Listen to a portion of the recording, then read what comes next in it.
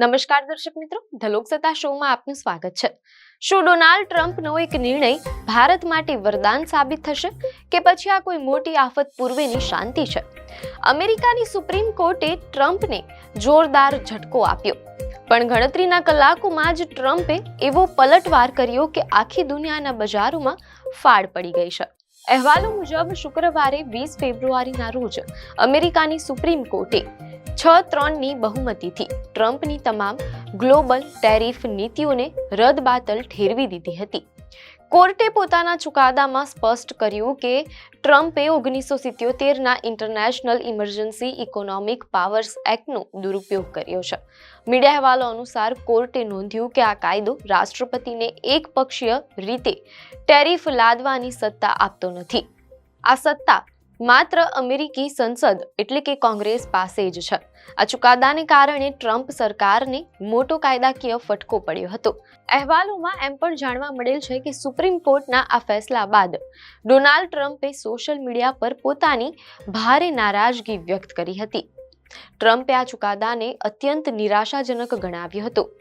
Media અહેવાલો મુજબ ટ્રમ્પે આ નિવેદન દ્વારા સંકેત આપી દીધા હતા કે તેઓ કોર્ટના આ આદેશ સામે ચૂપ બેસવાના નથી. શનિવાર 21 ફેબ્રુઆરીના રોજ દુનિયા જ્યારે સુપ્રીમ કોર્ટના ચુકાદાનું વિશ્લેષણ કરી રહી હતી, ત્યારે જ ટ્રમ્પે પોતાના સત્તાવાર નિવાસસ્થાન ઓવલ ઓફિસથી એક નવો ધડાકો કર્યો. તેમણે ટ્રુથ સોશિયલ પર જાહેરાત કરી કે તેમણે એક નવા એક્ઝિક્યુટિવ ઓર્ડર પર હસ્તાક્ષર કર્યા છે, જેના હેઠળ હવે અમેરિકામાં આયાત થતા તમામ દેશોના માલ પર 10% ગ્લોબલ ટેરિફ લાગુ કરવામાં આવશે. ટ્રમ્પે લખ્યું કે આ તેમના માટે સન્માનની વાત છે અને આ નવો ટેરિફ લગભગ તાત્કાલિક અસરથી અમલી બની જશે. આ પગલાએ આખી દુનિયાના વેપાર જગતને હચમચાવી દીધું છે. સુપ્રીમ કોર્ટના અવરોધને પાર કરવા માટે ટ્રમ્પે આ વખતે એક જૂના અને અત્યંત શક્તિશાળી કાયદાનો સહારો લીધો છે. તેમણે 1974ના ટ્રેડ એક્ટના સેક્શન 122નો ઉપયોગ કર્યો છે, તેમ અહેવાલોમાં જાણવા મળેલ છે. સુપ્રીમ કોર્ટના અવરોધને પાર કરવા માટે ટ્રમ્પે આ વખતે એક જૂના અને અત્યંત શક્તિશાળી કાયદાનો સહારો લીધો છે. અહેવાલો મુજબ તેમણે 1974ના ટ્રેડ એક્ટના સેક્શન 122નો ઉપયોગ કર્યો છે. મીડિયા અહેવાલો અનુસાર આ કલમ અમેરિકી રાષ્ટ્રપતિને સત્તા આપે છે કે જો અમેરિકાનો વ્યાપાર ખાધ એટલે કે બેલેન્સ ઓફ પેમેન્ટ ડેફિસિટ ખૂબ જ ગંભીર સ્તરે પહોંચી જાય તો તેઓ 15% સુધીનો ટેરિફ એકપક્ષીય રીતે લાદી શકે છે.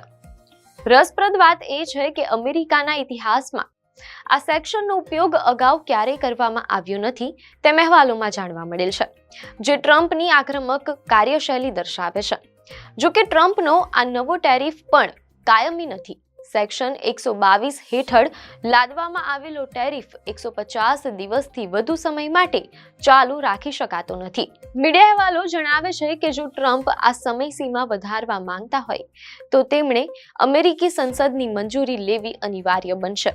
આ ઉપરાંત રાષ્ટ્રપતિએ આ ટેરિફને ચાલુ રાખવા માટે કોંગ્રેસ સાથે સતત સલાહ સૂચન પણ કરવું પડશે. એટલે કે આગામી 5 મહિના દરમિયાન ટ્રમ્પ અને વિરોધ પક્ષો વચ્ચે અમેરિકી સંસદમાં મોટો રાજકીય જંગ જોવા મળી શકે છે.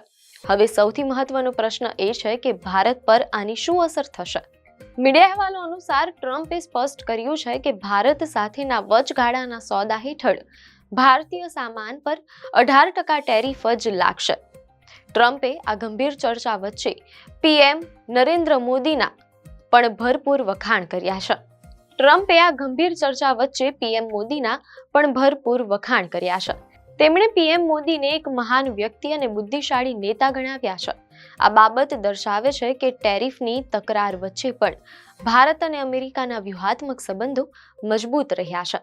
અમેરિકાની આ બદલાતી નીતિઓ અને ટ્રમ્પનો અમેરિકા ફર્સ્ટ એજન્ડા આખી દુનિયાની અર્થવ્યવસ્થાને અસર કરી રહ્યો છે.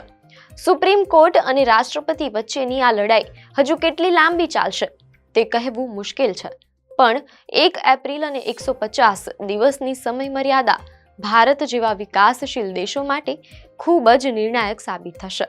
વડાપ્રધાન મોદી અને રાષ્ટ્રપતિ ટ્રમ્પની મૈત્રી ભારતને આ વેપાર યુદ્ધમાં કેટલી રાહત અપાવશે તે જોવું રસપ્રદ રહેશે.